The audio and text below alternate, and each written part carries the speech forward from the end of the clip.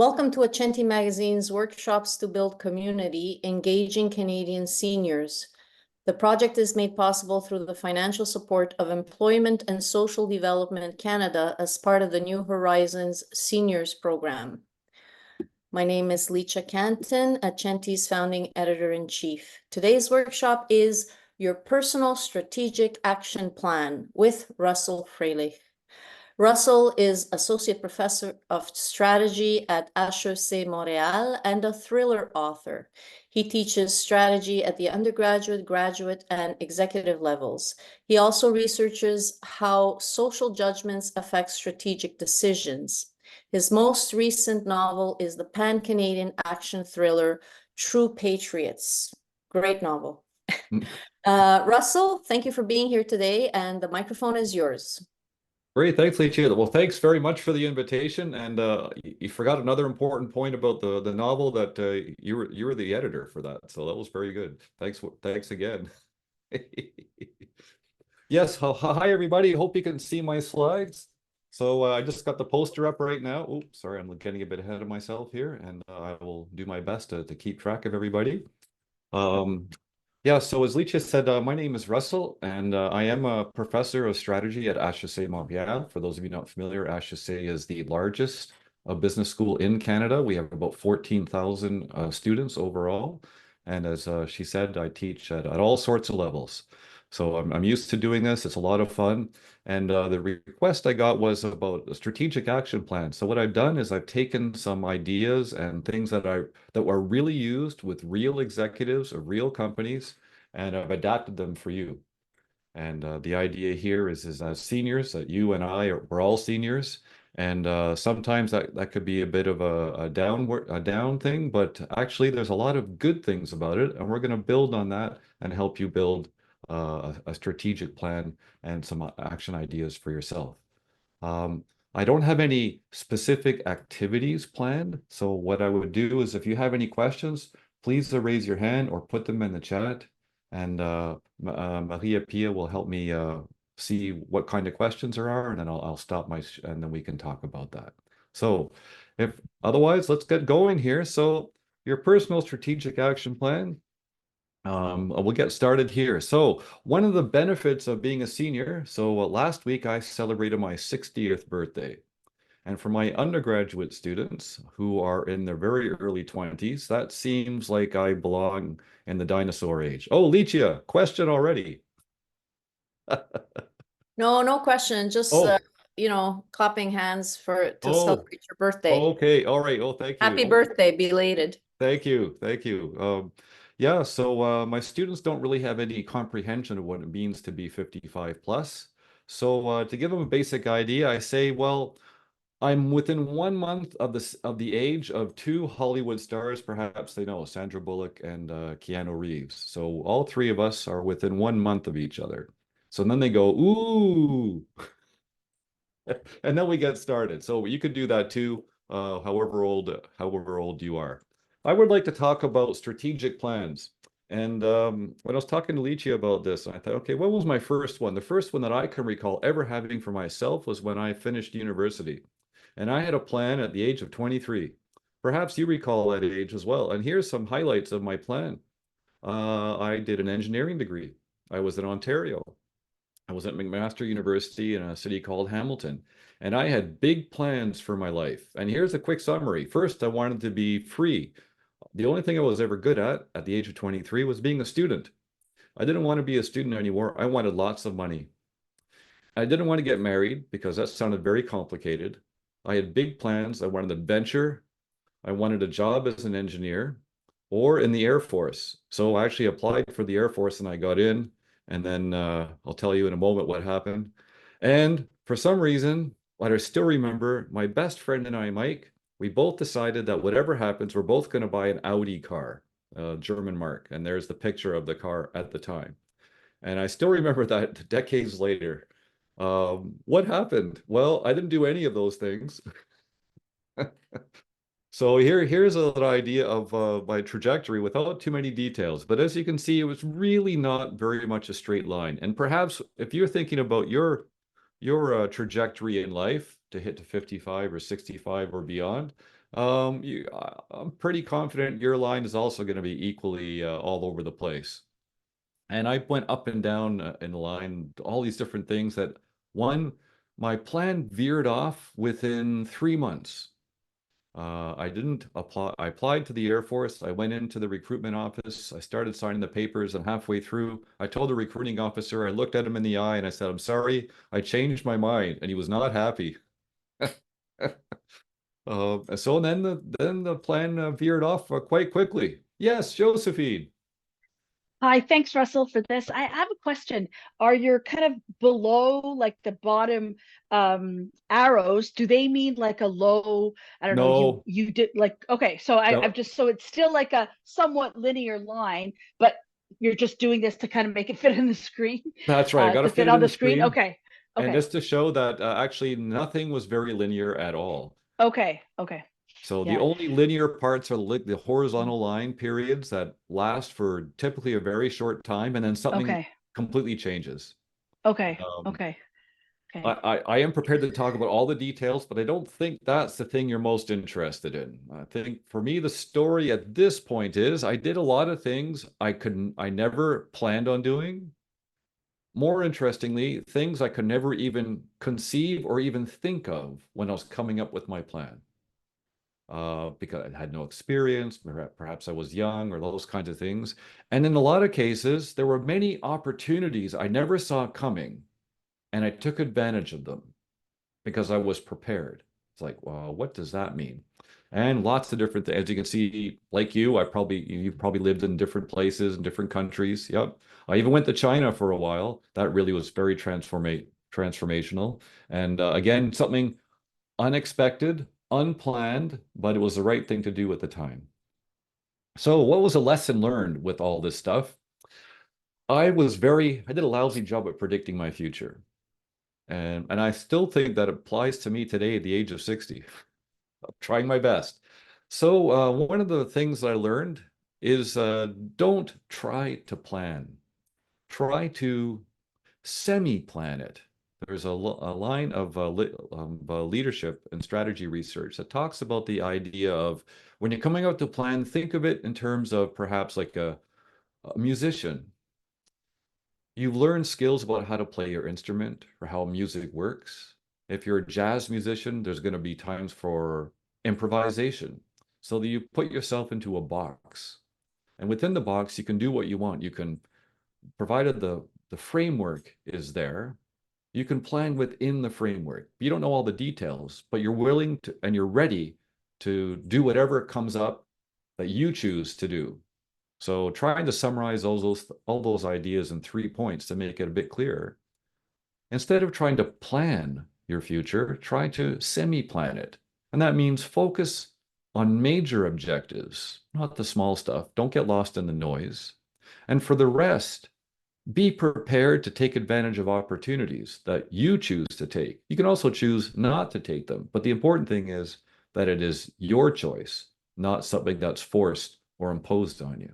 And that was one of the lessons I've learned from going from a nice linear plan to this mess, which is much more fun, much more interesting. And then one quote attributed to Seneca in Rome was, luck is when opportunity and preparation meet. And that seems to be still working. So let's keep on going here. As a result of this, you too, you're talking about the Keanu Reeves or the Sandra Bullock stuff, your age and experience allows you to have a lot of stories in your collection. And I found that talking to undergrad students, those in their early 20s, they respond best to these stories, especially when you're able to convey the personal nature and the veracity that these things actually happened. And you're able to explain. So these are highlights that I show at the end of my undergrad strategy class when we're talking about what they're going to do when they graduate.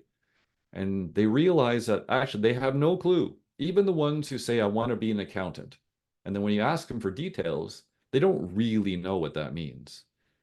So we talk about one life that has been going on and all the strange, unbelievable, and unexpected things that have come up. And I tell them something like this: when you're, years or decades later, when you hit 55 plus, you too will have your own list of can't believe it's true headlines. So one of the advantages about being 55 plus. So this discussion is about you wondering what you're gonna, what's your personal strategy? How can I define what my personal strategy is, what it should be? And perhaps there's a handful of triggers that have caused you to think about this. Perhaps it's a question about money. Maybe you don't have enough money and you're wondering what to do to get more. Or maybe you got an inheritance from a recently deceased relative and you got a lot of money and you don't know what to do. Or you have new obligations. Or maybe you wanted to get a cottage, or I don't know, something like that. Another trigger is time. Well, being 55 plus, you and I are all aware, very, very aware that we're past the halfway point in the life cycle. So what the pressure certainly for me, and I'm pretty sure for 55 plus in general, the pressure is on. We don't want to waste the time that we have left. What do we want to leave as our legacy? Do we just want to sit around and watch soap operas, or we want to do something? One of the reasons Lychee knows that I chose to pursue writing is because of this.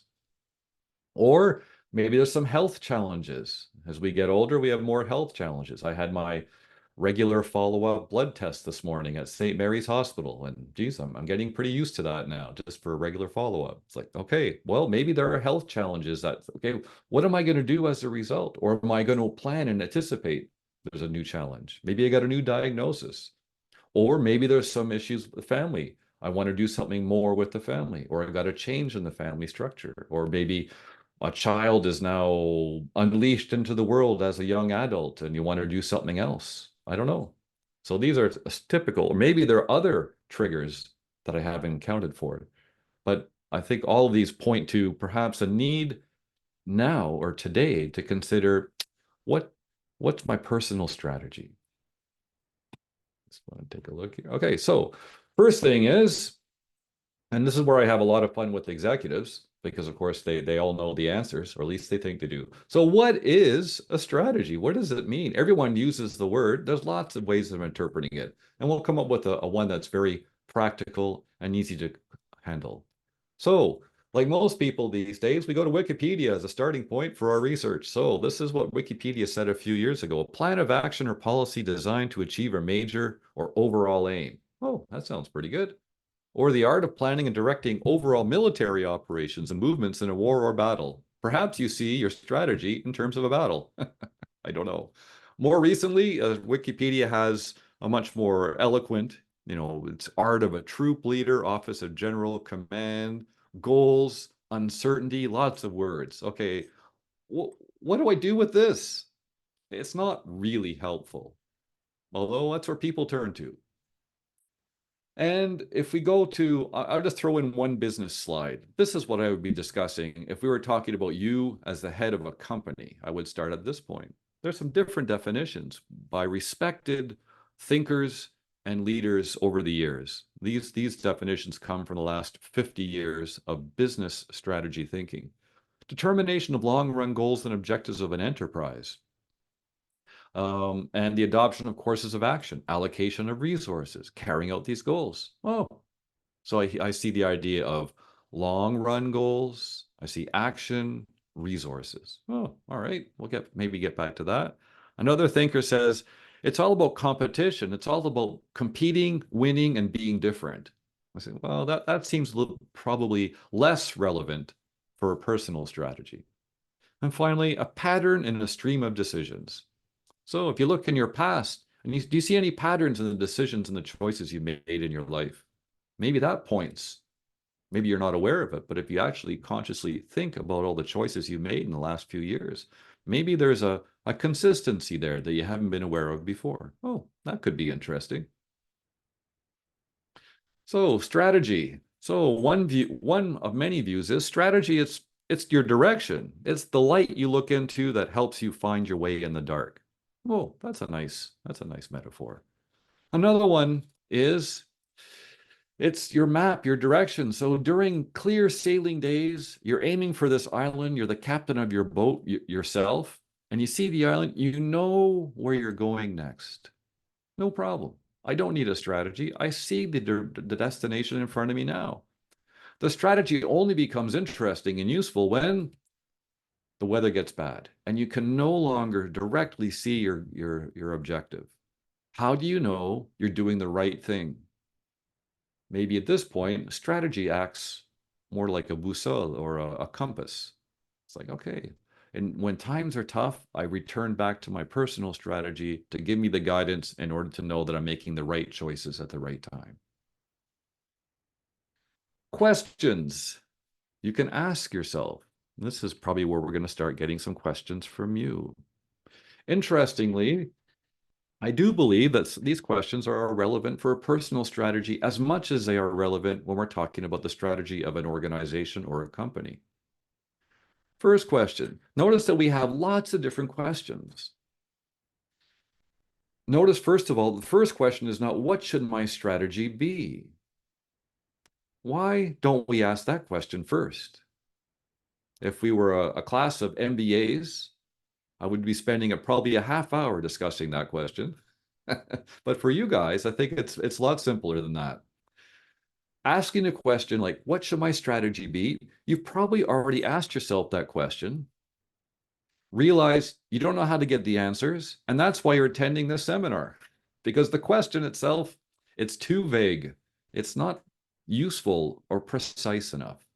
So what we can do is try to dig down a little bit deeper and come up with some easier to answer, more focused, practical, and personalizable questions. Here are 5. The first one is, what might I do? This returns to the idea of potential opportunities that I mentioned before. Okay, are there any opportunities coming up? Things that maybe some of them you anticipated, perhaps some you never even thought about before, but they're right in front of you. Earlier in my career, when I was a business executive, I was offered the dream job I'd always wished for, moving up the food chain, higher up the organization chart. And my boss said, we have all these different managers. We pick you to replace the one who's leaving. Congratulations, you get the top job. Here's a brand new opportunity. Ultimately, I said no, but it was my choice. Again, the idea is that you should be putting yourself in a situation where you choose to say yes or choose to say no, instead of being forced to take one of those options. A second question you can ask yourself is, what can I do? Or what do I know how to do? And this is where you start looking at yourself in business terms. The keywords are resources and competencies. For us as individuals, it's things we have and things we know how to do. So a resource is a thing we have. Maybe you have a condo, a house, a car. You have perhaps some money. I don't know, lots of different things. You have a grass seed, or you have I don't know, it could be anything. Competencies are things you know how to do. Unlike me, you probably know Italian. I do not. So it could be languages. It could be things that you like. Maybe it's like writing. Maybe you're a good writer. Maybe you like playing music. You play flute. It could be lots of different things. When was the last time you made a list of the things you know how to do? Interesting. We'll return to that point later on. A third question, what do you want to do? Notice these questions are asked and answered separately, so you don't combine the answers and you don't anticipate. What do I want to do? This question is driven by your personal values, your wish list, bucket list, your aspirations, your image of an ideal life. So, we'll return to that, but I could start with a little bit value. What are values? Well, they're, to be non sequitur kind of answer, it's things that you value, things that you consciously wish to promote in terms of behaviors. With your children, if you have children, these are behaviors that you will promote, encourage, and reward.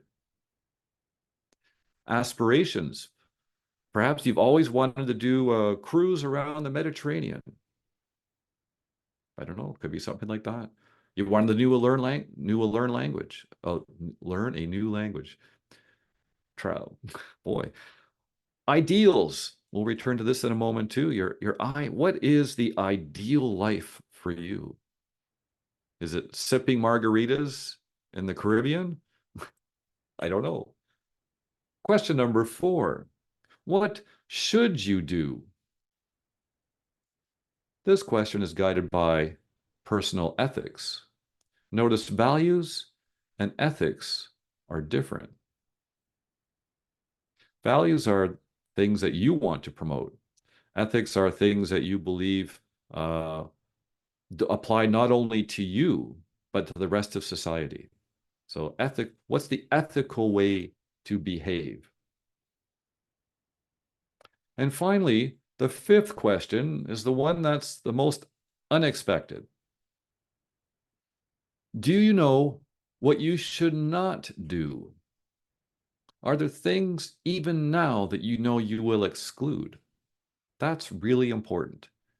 In terms of business executives, this is the one they have the most trouble with,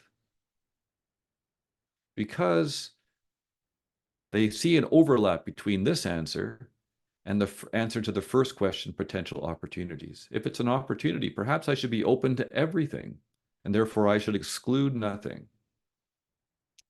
But that's a mistake. That can be a fatal mistake in many companies because they spread themselves too thin. Are there things that you can discount or exclude even from the start based on like opportunities you may choose to ignore, resources or competencies you do not have and are not willing to work on, not to do because they conflict with your values, they're not part of your ideals, and they violate your ethics?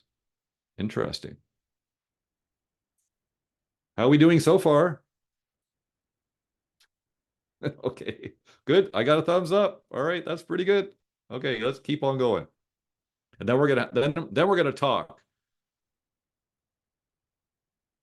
Another point about strategy is once you've defined it, because we haven't defined it yet, but these questions will help you a little bit. So I'm going to show them a little bit at a time. Once you have a personal strategy, how do you know how you're doing?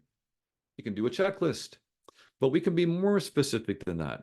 Like a business executive, you can ask yourselves 3 questions: suitability, acceptability, and feasibility. And in this case, it all applies to you. So, is your strategy a suitable one for you?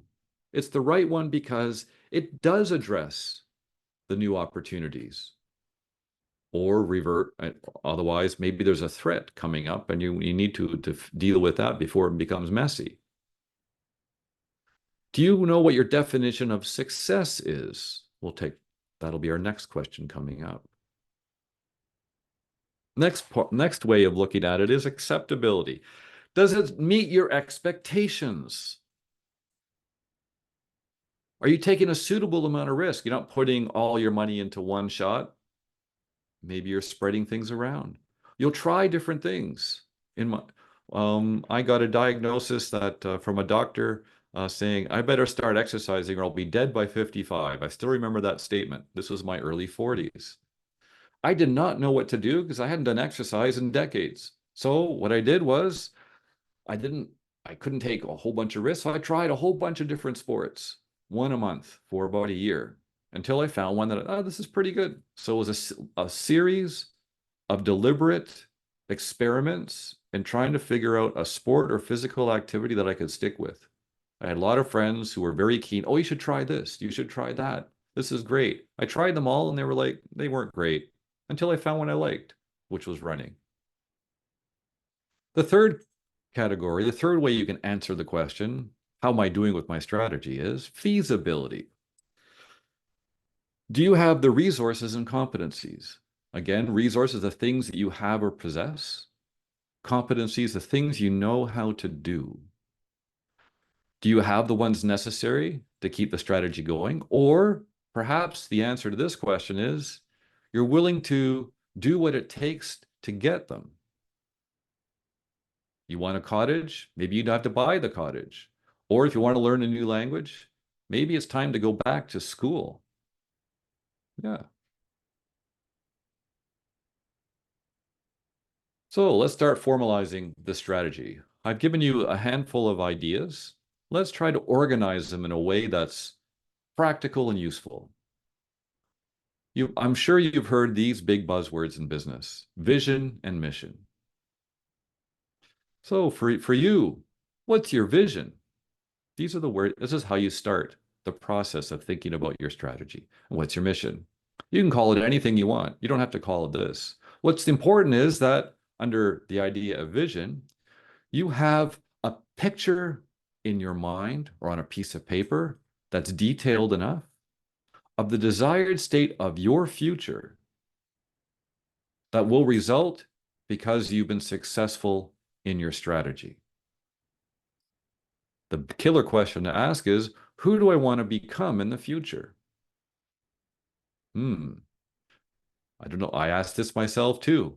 I want to become an author in the future, I said to myself in 2012. I wasn't even living in Montreal then. And now it's 12 years later. So what does the future look like for you because you were successful in your personal strategy? That's your vision. That's it. And when in doubt, when times are tough, conditions are dark, you go back to the vision.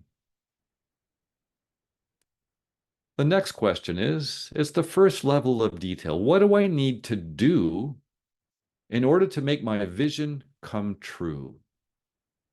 That's the mission statement for a company, or maybe a personal mission for you. Both of these are anchored by your values, among other things. So to have a little bit of fun, because vision and mission are very nebulous. And I was at a local nonprofit board meeting last night where they're presenting their vision and mission, and it was very nice, great words. And I asked them, how long did it take to come up with these two little sentences? They said 12 months of discussions with our board. I said, yeah, exactly, because everyone has a different view. It's always tough.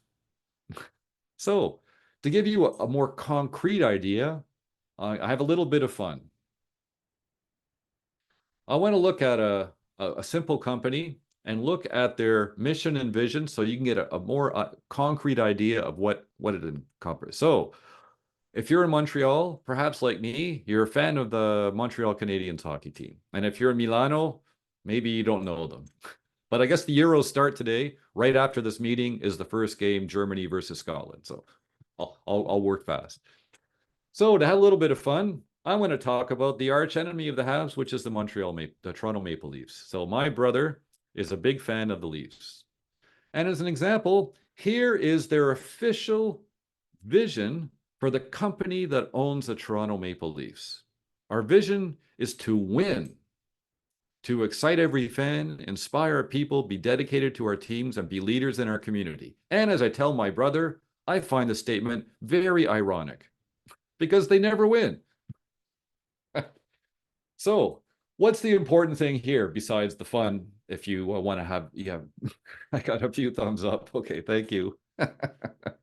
All right, notice that their vision statement describes what's going to happen in the future because when their strategy is successful, that they're all going to become, everyone in the company will be a winner.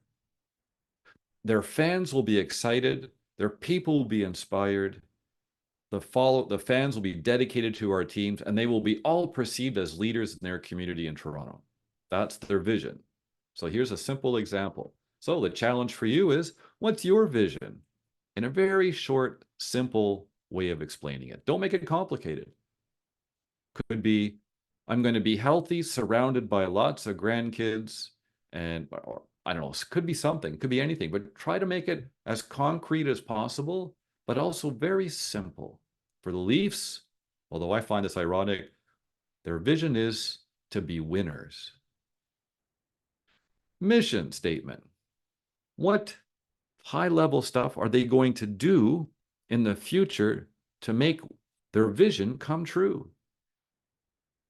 So they say they're going to be delivering top quality sports and entertainment experiences. They're going to be privately held. They're going to own all these places. They're going to own the Air Canada Centre. They're going to own all these different teams, and they're going to own some websites and some television networks. And of course, as a real company, there's many, many more levels of detail. But at the first level of detail, this is what they plan to do. Why? To make this come true. So that's the mission and vision statement, and a very simple example from a company or an organization I hope you're familiar with, whether as a fan or an anti-fan. Okay, so let's go to the next kind of question. What is your definition of success? So that comes with the, why am I asking this question? Because it comes back to this. Suitability. Does it meet the opportunities? Does it meet the threats? Does it satisfy what you define as success? So it could be money. It could be fame or attention. Power. Could be family. Or it could be something that just makes you smile. So one of my new things this year is to learn a little bit of art. So I'm learning how to draw. I'm learning how to paint. It's like, I don't know, there's no money in it, but I find it really nice. It shows me a new way for me of seeing the world. Will it actually do anything for me later on? I have no idea, but it's okay. So again, notice that success means different things to different people. When I was younger, my definition of success was very narrow. It was money. That was it. I'm successful because my salary increases every year. Later on, it was not just salary, it was also power or influence or going up the organization chart of the company I was working in. For a lot of young people now, it's not necessarily that. It's more being part of a group, to be socially accepted through social media. So it's being paid attention to, influencing others. Look at me, look at me. For others, perhaps, certainly as we get older, maybe we turn more to family. Or maybe there's another. Is there any definition of success that I have not covered? I'm asking you. Does this cover everything? I'm curious. Maybe, okay, I guess I've covered everything. Okay, but are good. So yes. I have a Sure. my definition of success is to do what I want to do whenever I want to do Ooh, it. freedom. Freedom. Yeah, there we go. Freedom 55. Yeah, there we go. Yeah, that never happened for me. Well, it's not happening for me either. Yeah, freedom. That's right. Well, yeah, we've talked about that a little bit, but perhaps not explicitly like that. You're right. Maybe I should put freedom in. Yeah, that's a good point. Yeah, not to be boxed in. Like you say, look, I'm going to go traveling tomorrow. Well, off you go. That'd be great. Anything else? Freedom, I will answer. No, add. There is a Okay. message on the chat.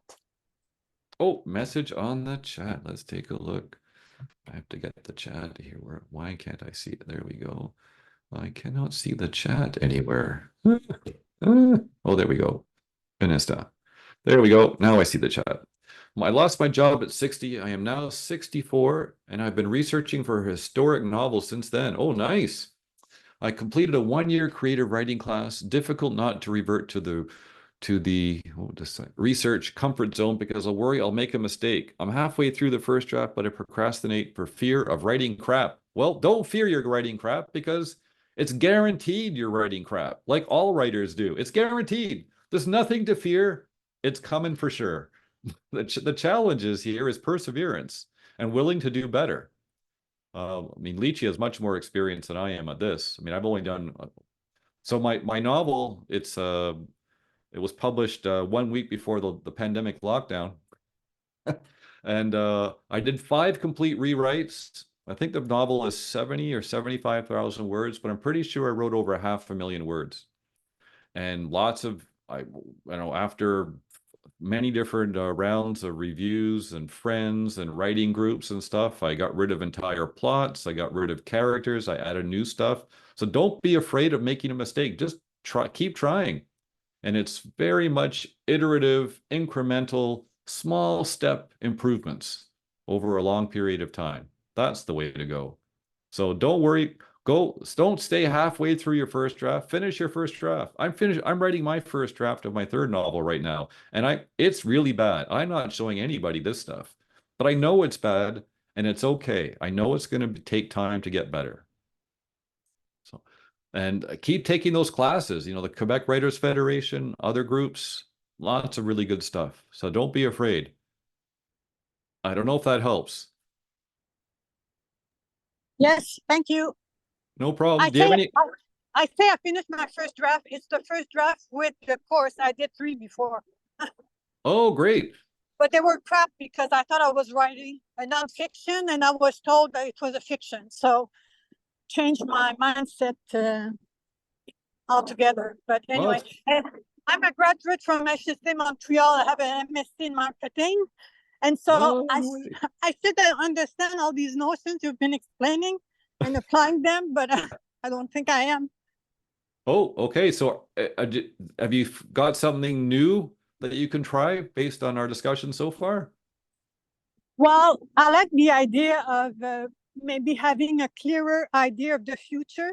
Okay. Because I told myself I want to be a writer, but I don't think I've been, it's like just an idea that I have, but I don't think I really believe it. Aha. Well, you're going to have to believe it and you've got to make this like almost physical. Like when I got stuck, and I told Alicia this a few times, but one of the things I woke up once in the middle of the night, and it was one of my characters that I created out of nothing.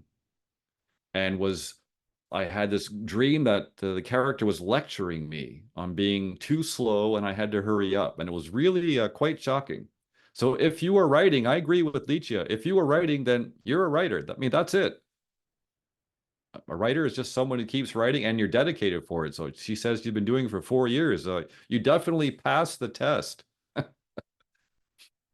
And Josephine talks about consistency itself is the reward. Wish I'd said this. I don't know who did. Yep, I don't know who did either. Dedication. And Josephine, in the spirit of transparency, I'm in my 53rd year. Well, congratulations, but I'm preparing for 55 plus. That's great. Oh, geez. 50. Okay, we've got some other stuff. Great.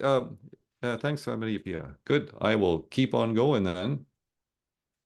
So I don't want to stop on there. Okay, so we talked about success. How are we doing on time, by the way?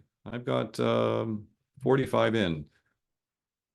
Yes, but we have lots of time. Okay, Yes. good. All right. No problem then. Good, thank you. All right, so if we were in a business, I'll show you this. Business people will talk in terms of products or services and market and goals and value and competitive advantage and operation model and value chain, and we're not, because it's not very useful. However, there's another way to look at strategy, and this is applicable to both companies and individuals. So I put together a couple of ideas here, like the things we talked about earlier. What do I want to do? What can I do? What I need to do? And we can superimpose other ones, but I think this is probably pretty good. And this breaks down into more tangible, more concrete things that we can look at, ask ourselves. Things, for instance, like we talked about personal values. We talked about the things that we have, that we possess, and the things that we learn or are willing to learn in the future. We have the strategy itself, And then we have a thing called the environment, things in life that surround us. So it's the environment could be the literal environment, like the weather, the city, your house, could be your family, everything outside of you as an individual that affects you in some way. And what we call this is a coherence or a consistency perspective. What the idea is that as you ask the questions and you start assembling your answers, what's the next step? The next step is to see, is there a tram, or in French, or un fil conducteur in French, or it could be, are they, to what extent do they align and are consistent with each other or coherent with each other? This is a separate exercise once you start collecting your answers. And here's a way to organize how you put all those answers together. So the environment, maybe that's the trigger for this reflection that we're talking about today. So something from the outside, whether it's money or lack of money, time or lack of time, health or perhaps lack of health, or maybe changes in family, or as Licia talked about, maybe desire for more freedom, less constraints, more flexibility, maybe a faster pace, I don't know. We're not going to talk about organization because we're individuals, so I'm not going to talk about that. But everything else, I think, is probably pertinent. So what do I already know? What am I willing to learn in the future? To give an example, okay, well, now we'll start. So now I've given you a whole bunch of stuff, and perhaps you've written down some of this and you're thinking, that's a lot. So let's try to organize this in a takeaway manner.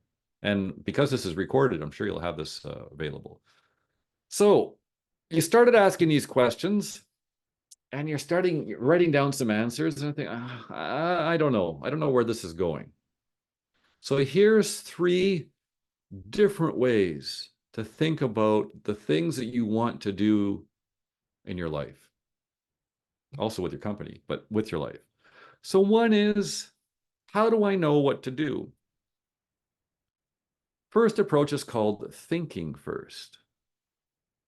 What's most important for you in this way of organizing yourself is you're thinking of strategy more like a science, where in order to get the information you need, you're relying on facts. And what you're gonna come up with is actually a plan, a staged sequence of actions and events that will be based on facts and arguments, and we'll come up with a plan. That's why I called it strategic plan. But this actually is only one of 3 different ways of thinking about your future. So if you're thinking about your future, thinking about your strategy, thinking your vision, what you want, what will your life be like in the future? Maybe before you do anything, it's time to think. Okay, sounds pretty good. But that's only one way to do it. This is where the fun part comes. Another way is, don't waste your time thinking. What's important is the vision itself. Once I get the vision concrete, well-defined, and I understand everything about it, now I can start acting. And this way of looking at strategy, it's seeing first that matters. Dominic, hi. Hi, Russell. I have the question that comes to mind when I see these 2 options here, thinking first and versus seeing first, is I wonder if you're a visual person versus a verbal person, if it makes a difference. Because when I think in words. Yep, that's fine. Or ideas. I don't think in images. So I wonder if the type of person that you are won't in some way affect whether you will choose one or the other of these 2 approaches. You are right. Yes, they will. And there's a third variant too. You are right. So if we're talking about a company, Dominic, then of course the recommendation is a combination of all these different kinds of thinkers. Otherwise, it's easy to get locked into one and becoming effectively blind to the other. So you won't be able to benefit from the insights that the other 2 ways of thinking or of seeing or of approaches will give you. As an individual, I think it's it's interesting to know which one am I? And as you rightly suggest, Dominic, it's probably not just one, it's probably some sort of a combination of these. But the insight I think that's useful for us as individuals is, what am I going to be basing my decisions about my strategy on? Are they going to be based on facts, data, I don't know, numbers, analysis? Or is it going to be based on the relevance and the power of my ideas? Perhaps a combination of both. Third one is doing first, where we don't see strategy as a science, nor do we see strategy as an art, but it's more of a craft that can be learned through experience. So I gave you one example where I chose to, although I'm a thinker first, when the doctor told me I needed to do some exercise, I had no facts to base a decision about which sport or exercise I could do. I had a lot of ideas, but I didn't know what to do. So I unwittingly, because I was not aware of this, I chose to try to experience as many different sports and activities as possible, and then I would decide myself which one I liked.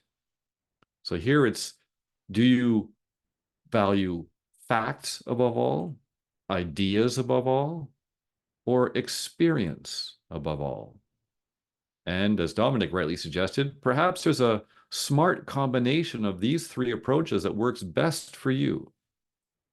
And I'm going to guess, based on my experience with other audiences, you've never asked this question before, because I certainly hadn't when I started putting this together for HEC. I hope this insight is pretty interesting. Josephine, what do you think? Being not yet 55, so. Yeah, no, this is good, Russell. I'm kind of thinking now what I like the idea of the smart combo approach. And trying to kind of think about how to start this. I think the thing I'm also just comes to mind throughout all this is, like, sometimes I know I'm sometimes delusional about what I'm good at, and what I think we all have some blind spots. So I'm mindful of going to people I trust to kind of give me some, like, that sense check. What am I really good at? And so I'm finding that useful as well. And I think it's an important element through all this. Not that we're going to kowtow or beholden to anyone. I mean, this is our life. That's but right. Just getting some of that critical, important feedback is important. Kind of thinking through that a little bit. Yeah, thanks. Good. I agree. Yep. So don't expect to have the answers today. So I think the insight hopefully for you today is, what are the questions that I need to ask? And to be aware that the questions are looking at different angles of the same question, the strategy. And it's the superposition, or it's the sum of all the answers, looking for, as I mentioned before, coherence, consistency, fil conducteur, cohérence of all the answers. Do you see the pattern that's emerging as you write these on a piece of paper or on your tablet? Yeah. And I know I was surprised by a few when I had to do this myself. Okay, good. All right. So these are some of the approaches. So for instance, maybe one of the things I need to do is to learn Italian. Maybe that's one of the competencies. Unfortunately, I'm sorry, Licia, it won't be. I don't think I'll be learning Italian. But if I did some research. Common thread, that's it. Okay, what am I prepared to do as an individual if learning Italian because I want to go and try? Oh, thank you. Yeah, thank you. Maybe these are approaches. So here's some stuff I found available in Montreal. Okay. And that makes me, based on this quick research, it makes me think, if I want to learn Italian, what level of competency do I want? Is it just to be able to travel to Milano, for instance, and like order, coffee and, ask a few tourist questions? Or do I want to read some classic literature? Or maybe I want to go there for a 6-month sabbatical or something like that. Maybe I need to know more. And doing this kind of research makes me realize there's a whole spectrum of levels of competency available. Now I've gone to the next step of question for me, if this is part of my strategy, and this is going to be a new competency or something I know how to do. Well, what level do I want to pick? How much work am I prepared to do? So I just picked this as an example because I know Licia is she'll probably be teaching me Italian if I had to. Good. All right. So let's do a quick recap then of some of the things. So I guess you'll be able to see all these slides because they're recorded. So I would start with try to picture the future. In fact, we're privileging seeing first at this type. So who are you in the future? Are we talking next year, 2 years from now, 5, 10 years? I don't know. So for me, I like a 5-year kind of idea. Try to picture myself. Who do you want to become? What does that mean? That your desired state of the future that results because you were successful in your strategy. Next, start thinking about what are the things I probably need to do in order to make that come true. Lots of different ways. Again, values are important. So what do I value? What are my values? In 5 years, no longer working, writing full time. That's great, Licia. Sounds like there's more details needed though. But it is a great start. Of course you're going to be working. Maybe not the way you are now. Writing full time. I would love to write full time too, but I don't see it happening, unfortunately. It's very sad. So values, what do you value? And oh yes, I agree. We will meet in Portugal. Yes, definitely. I like that place. Great fish. So I give an example to my now adult daughter. Dominic said. My daughter says, when she was a teenager, values, these are my values, and they never change because they're my values. I said, well, no, daughter, that's not true. As we grow older, as life continues, our values change. So we talked about what values today I have versus what values when I was, a teenager, before the age of social media. And I shocked her. I said, I used to believe this to be true, and therefore I valued that. And she said, how could you do that? That's shocking. So in my case, it was, what was it? I distinctly remember as a teenager. Well, it was the age of Ronald Reagan and the ultra right we thought at the time it was ultra right. So these were the kinds of values that were being pushed as a teenage boy and all this stuff. So I believed it. Well, if someone does something bad, they should be punished. And if someone kills someone, they should be killed themselves. Capital punishment is the right thing to do. And my daughter sat stunned. How can you do that? I said, well, that's not my value now. It's like repulsive. But when I was like 17, yeah, so the values are going to change over time. So when was the last time you did an inventory or a checklist of what you value? Pretty interesting. You might be surprised, as I was when I did this exercise with my daughter at the time. Like, oh, anyway, that's an example. So again, a recall. What's your definition of success? Did you write it down? Now it's your chance. Ask yourself these kinds of questions. Notice that the questions will probably have different kinds of answers. And then it's up to you to put the combination that works best for you that addresses all 5 of these questions. Notice that the 5th one is the tricky one. What you will choose not to do, even if the opportunity presents itself. That's interesting. So it goes against the idea of personal freedom. But maybe freedom requires, ironically, I give you lots of examples. Ironically, maybe to have freedom also includes purposely restricting yourself into not doing certain things. So for instance, Licia knows this story in my writing. Oh, sorry, Josephine. Thank you. So a very simple example, one that shocked me at the time. Oh, I told, for instance, getting this promotion at work. So I worked really hard for many years, suffered all the regular going up the corporate rat race, etc. And then my boss calls me into the office and he says, "We picked you."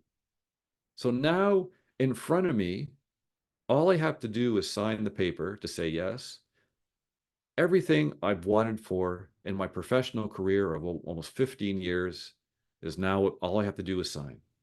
I get a lot more money, a big promotion, I guess a bigger office, a whole bunch of stuff, the power to do good in my company, make a positive change. And I say, "Oh, nope, thank you very much. It's a Friday.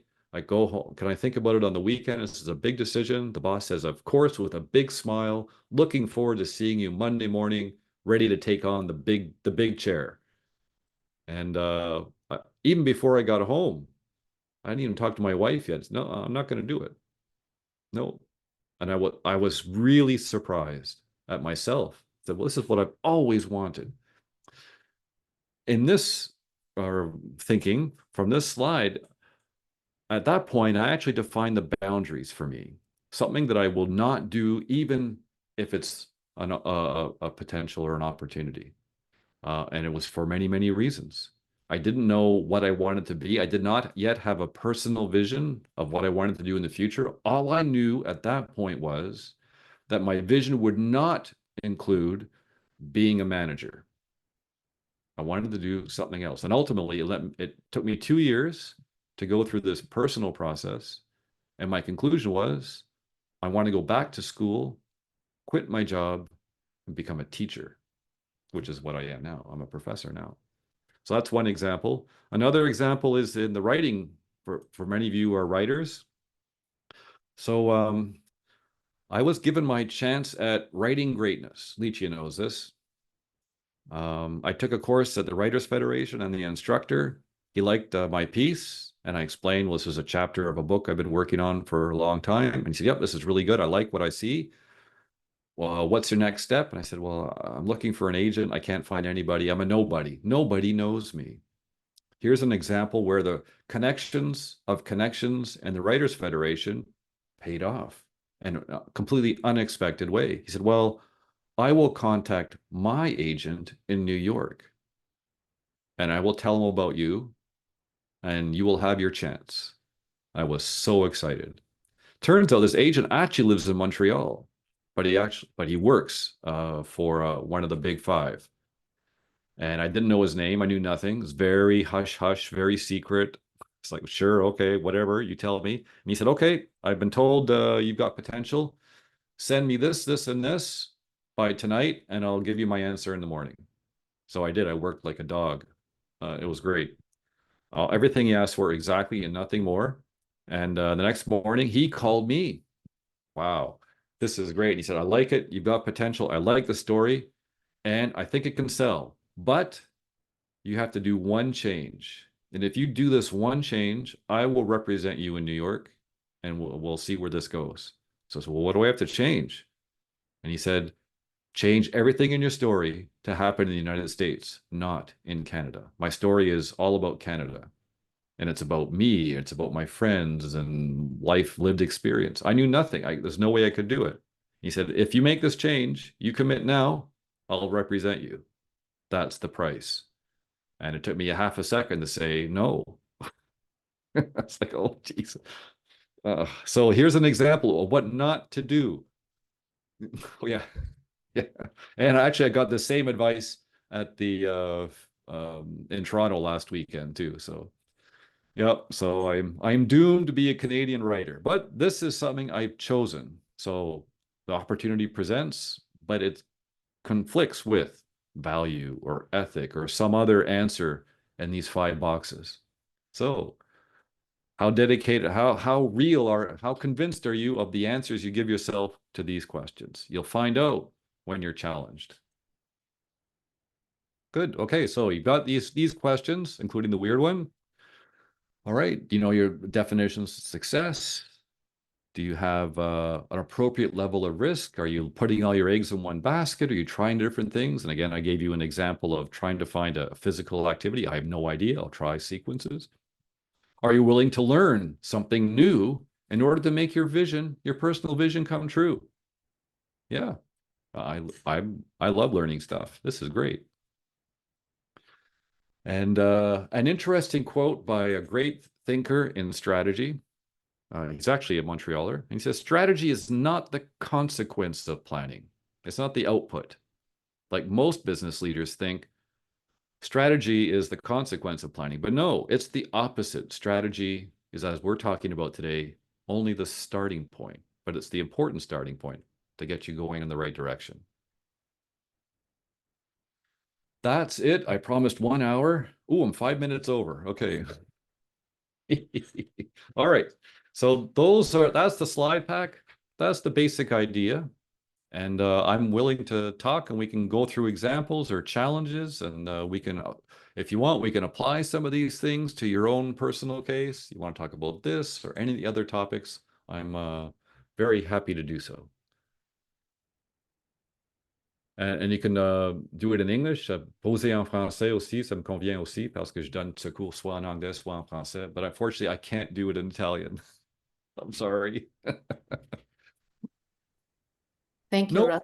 no problem. No questions. I can't believe it. Anna Romano. Hi. Hi From there. Ottawa. Thank you for your, yes, from Ottawa. Thank you for your presentation. It was making me think a little bit about a concept I've heard about. I don't know if I'm going to say it correctly. It's a Japanese concept called ikigai, where it has like the different, similar to your Venn diagram, but like a few more circles. Okay. Where you think about like what you love, what you're good at, what you can be paid for, and what the Sure. world needs. Anyway, I just thought if That's, I'd yeah, ask you if you'd heard of that and if you wanted to make any connections there. of course, sure. Okay, yeah. There's lots of ways to answer the question, what should your strategy be?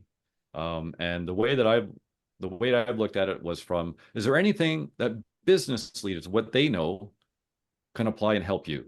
But there's many different ways that ikigai, there's lots of self-actualization models out there, and that are equally valid. So if you find that their questions seem to touch the right things that you want to look at, by all means use them. They're going to help.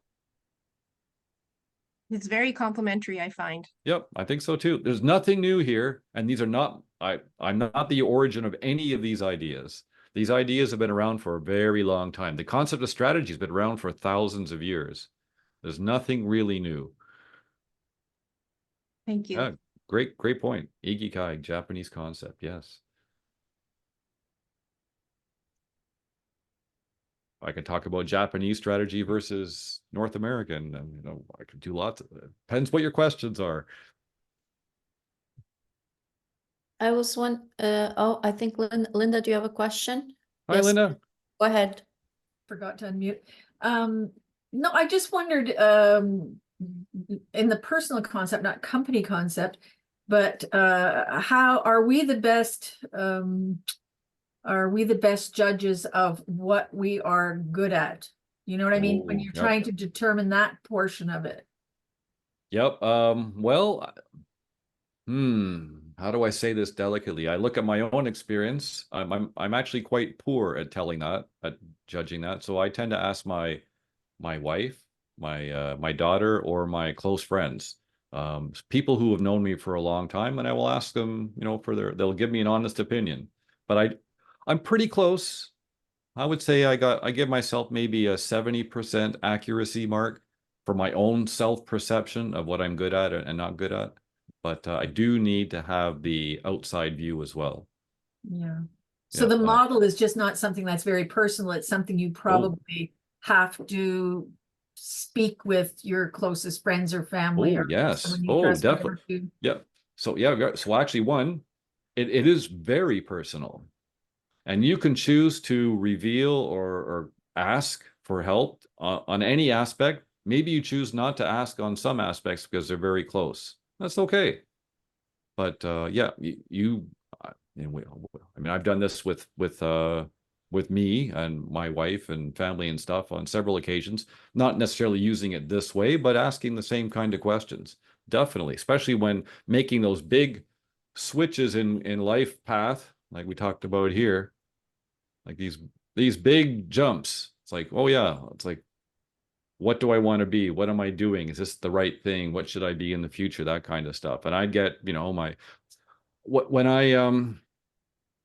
when I finally published my novel, the one that Licia helped me with so much, and I was actually before I was invited to a festival in Ontario, a literary festival, which turned out to be about 10 kilometers from the village where I grew up.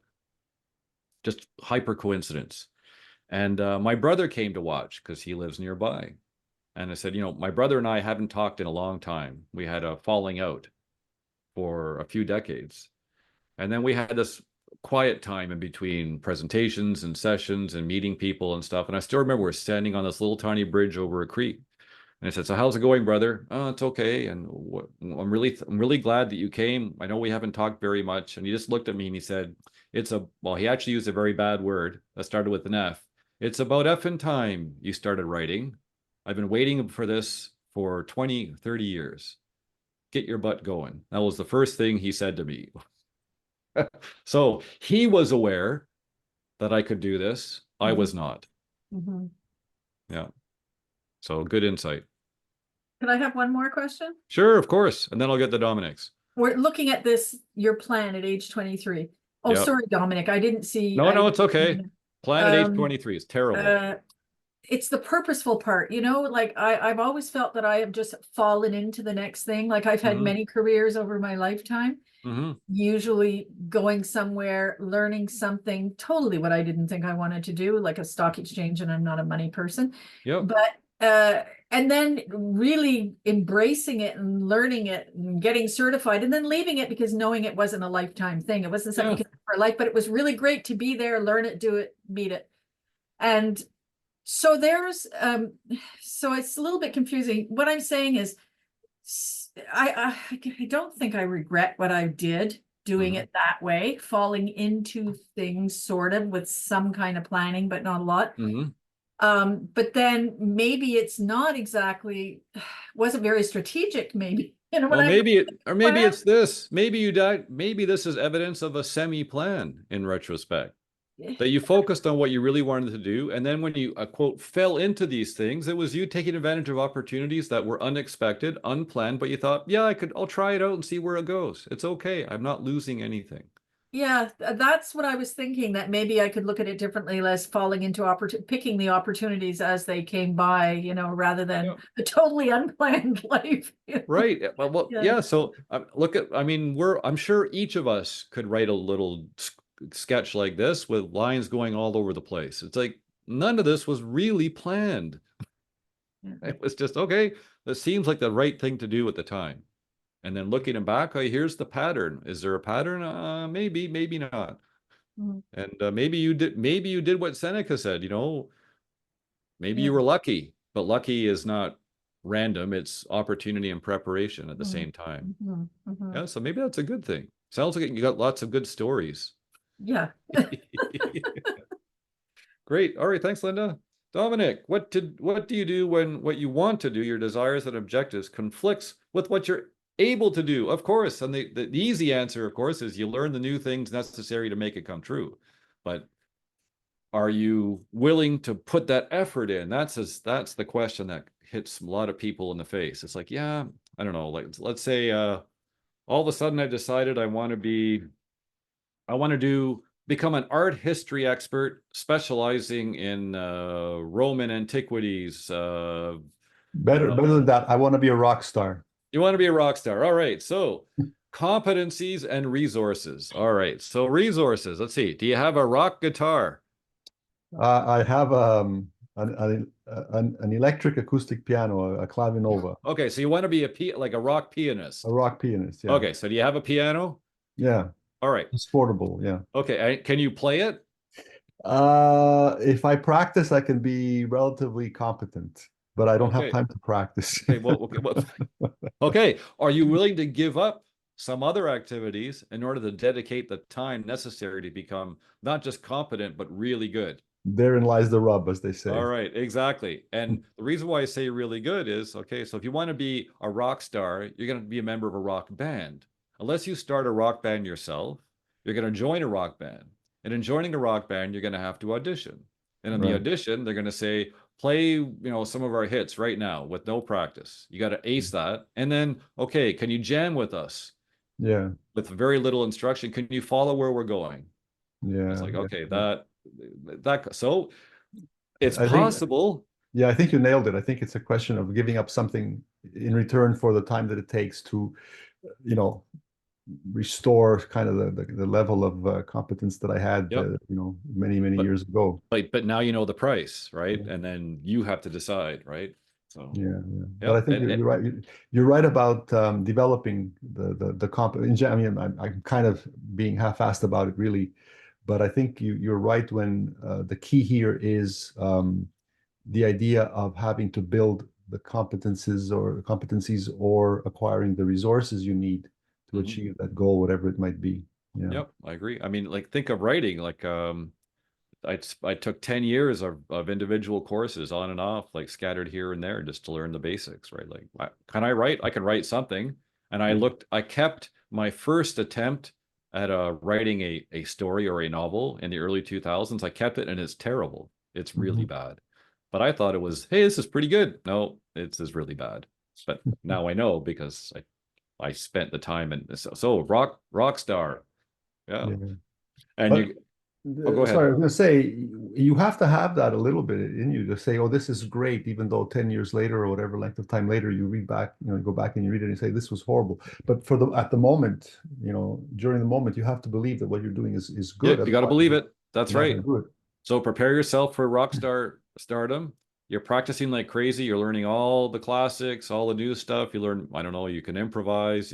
You go over to a couple of the local clubs and play with some of the local guys, get used to being on the stage and stuff, and how to work. My brother is a professional rock musician. Is he? So Wow. he is. Yeah, he's got his own band and stuff, and he's been doing it for 30 years. And makes no money, of course, but it's good. So he makes enough. It's fine. And he's got a day job, and that's okay. And I asked him about, what kinds of skills, because, I've done it a little bit for fun. I've taken a few courses, and I played with friends and stage and stuff, but it's like, it's not just playing the instrument that matters. It's being able to be in sync and anticipate while the other members, and do you have the right signals and that kind of like, oh, that's very complicated. Yeah, it is. But it takes practice. Maybe when I retire, I'll go back to music. Okay. Yeah, maybe. Cool. All right. Thanks, Dominic. Linda, are the biggest hindrances, I said, what are the biggest hindrances to thinking strategically? Oh, that's easy to answer. That's daily life. Very few people have enough time to take the space and distance from their own daily life in order to ask themselves and really think critically about these questions. You've got screaming kids, or the mortgage, or you got to get the food, or you got friends coming over, or if you're in a company, you've got some sort of a customer complaint or that kind of stuff. Daily life takes over. Or like we have, Dominic and I were talking about, we have big plans. Maybe it's to be a rock star, or maybe you want to be the famous writer. Okay, yep, that's great, but what do you need to do? And are you going to carve out the time to make that the priority, and something else you're already doing, you're going to choose not to do? Again, we're going back to that 5th box in the 5-box slide. Choose what not to do. You're going to abandon something that you've already been working on purpose, for the right reasons, to support your strategy to make your personal vision come true in the future. Licia says, you'll never retire. Yeah, I'm beginning to believe that too. A lot of writers came to me during the pandemic or right after. Yep. There was a time during the pandemica. Oh, yes. Yeah. I'm pretty sure you're right. Yeah. We're never going to retire. There's always something going on. We've always got the next big project coming up. I meant that during the pandemic, people had more time and to think about what they really wanted to do, and they started writing, or they pulled out that writing that they had in the drawer that they had started decades before. Mm. And, all of a sudden the pandemic gave them an opportunity to start thinking or to start doing, to start reevaluating what they really valued in life or what they really wanted. Also the threat that the pandemic was that, we might not have that much time. If we get sick or our loved ones get sick, they might die. Yep. So that was a time I think, for reflection. So I think that's it. During regular life, we don't, we're just doing the next thing that we need to do, and we don't take the time Yep. to You're think right. and reflect. Yep, I agree. During the pandemic, probably like you, I got lots of new hobbies. Not all of them survived, but lots of new interests. Yep. Cool. Other questions? Is there anything that I didn't cover that you were expecting to discuss? Nope. I'm going to talk about lots of other stuff. I'd be interested one day, as a nice little exercise, come up with your own list of headlines. Talk to your kids or your grandkids, the neighbors, your friends. I just put these ones on here, and my students go, "What? These can't, you're just making this up." So no, I swear 100% all of these stories are true. Did I plan any of this? Nope. I bet you have your own list. So can you tell us about these? No, okay. If you want, I don't think it was the idea, but for the students, I just say, we've got some limited time left. We've talked about life, career, and your course. You're going to graduate now into the big world, and pick one. So they'll pick one, and then I start talking. So I don't know. Are you going to pick one? They're all true, and they're all like, I can't believe this. How did I get myself into this mess? But I'm still here. So these all happened to you. All happened to me. Wow. Part of this mess. So do you want to tell us about the sexual harassment at work and the death threat? Do they go together? They go together. Yes, Sure. yes, I was a manager and manager of engineers, very motivated. And yeah, one day my department secretary comes running to my room, closes my door. I have a separate office as a director, and bursts into tears. Oh, what's going on? Oh, that guy, he's just terrible. He's making all these terrible jokes, thinks I'm a slut and all this stuff. And it's all these really, really bad things. Oh, gee, I don't know. I don't have any training for this. I've never had an HR workshop on this at all. So what do I do? So, okay, well, take the day off. I'm really sorry this happened. And, I'm improvising as I go. So I called the engineer over and said, come into my office, please. Yeah, what's going on? Well, just the secretary came in all tears. She's overly sensitive. You know women, he says. They're very sensitive and taking this too literally. I was just joking around. All right, well, please don't do it, because now I don't have a secretary. She's very upset, and I'm counting on her to do some stuff, and it's not going to get done. And I hope she's going to feel better tomorrow. And please promise not to. Oh, I won't do it again. Promise, no problem. A little time later, comes into my office, closed the door again in tears. Well, he did it again. Really? What? All right, what did he say? She tells me it's all bad stuff. Very well, it's things like, well, you're asking for it because of the way you dress and all this kind of dumb stuff. It's like, so for me, my first reaction, this is such a hassle. I've got real work to do. Why do I have to waste my time with this small stuff? And then I realize it's not small stuff. I don't really know what it is. I don't know. So fine, just hang on. You don't have to go home. Do you have to go home? No, I'll be okay, but please stop this. Fine. I call the guy in. Oh, sorry. Please call the guy in, and yep, come on in. What is going on now? Why is she in my office crying? Oh, it's again, overreacting. Well, no, this is now a pattern. I don't know. What did you say? Please, this is not respectable. This person is a respected member of our team. She's not an engineer. She's an administrative assistant. I don't care. She's still equally valuable to me. And I need everybody to be working and all the businessy stuff. Now that it's the second time, I'm actually going to put a note in your HR file right now. So he was not happy. said, no, it's just, the boys being boys kind of stuff. So no, I don't know what's going on, but this is bad. About a month later, I'm coming back from lunch after a work meeting, and in the hallway out near my office, I see him, and now this time I witness him saying derogatory, sexist things to the administrative assistant. So the power dynamic is clear. As a professor, now I understand what's going on.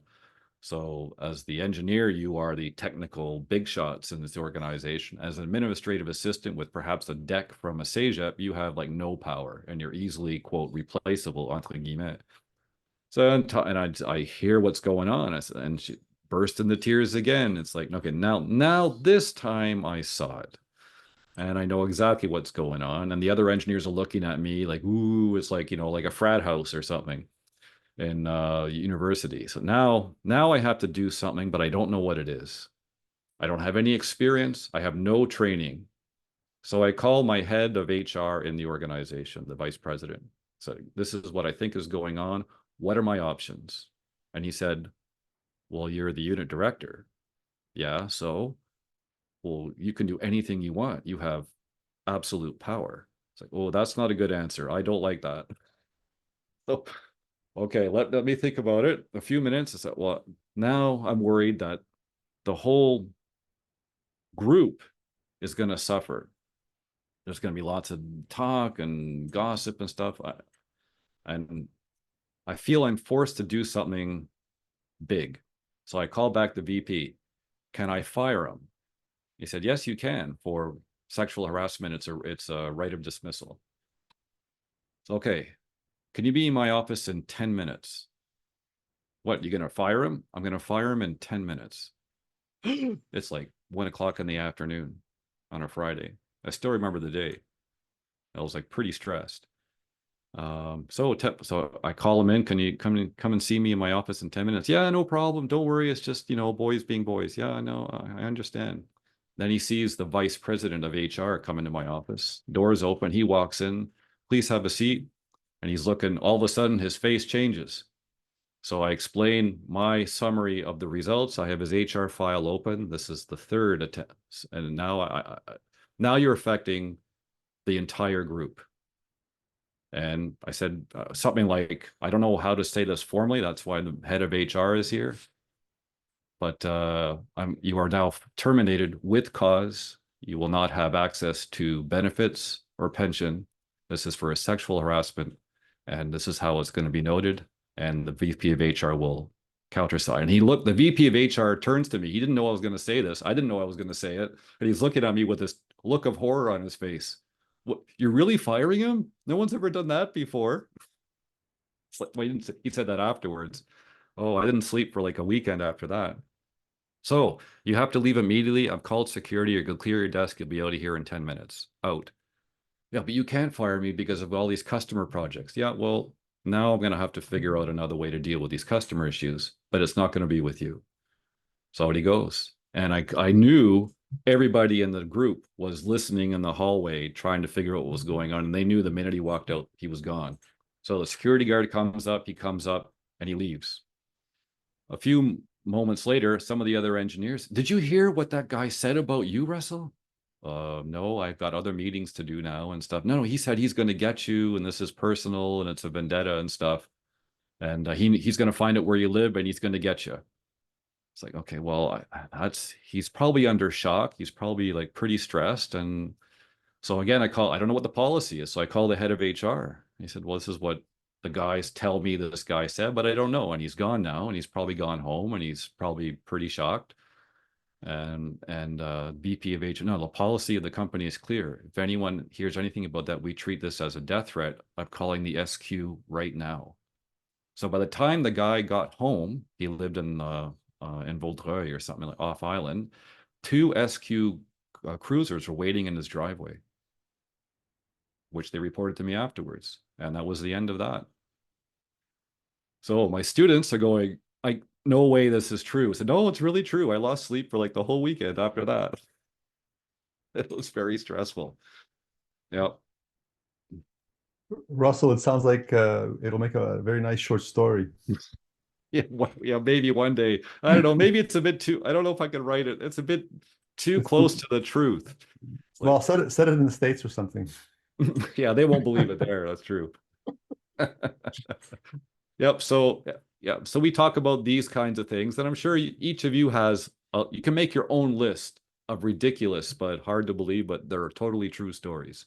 And yeah, as you can tell, some of these stories are interesting to other people who don't have the shared experience. Yeah. The number one the number one choice for my students is accused of being a CIA spy. And yeah, that's it. That's what they want to hear all the time. So, yeah. So, I mean, write down your own stories. You never know. Maybe it's time to submit something to carte blanche. I think it's interesting today that people don't retire, do they anymore? Really retire? I don't. They I just think. go on to second and third and fourth and fifth careers. Yeah. This is So my. the strategic planning is really good, right? Because you're going to be doing this until you're like 80 or 90. Yep, I think so. I'm in my third career. Yep, for sure. I agree. Yeah, Lychia is right. We never retire. It's always something new, new adventure, new challenge, new rock stardom to achieve. Hey, look, the Stones are what? They're in their 80s now, so they're still moving. It's not too late. Okay, are there any other questions or comments for Russell?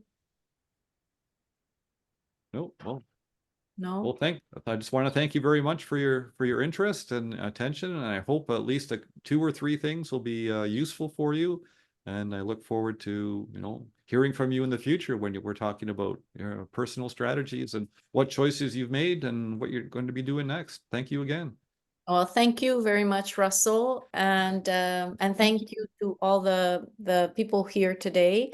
And I just put in the chat, I'd like to invite you to join workshop 3.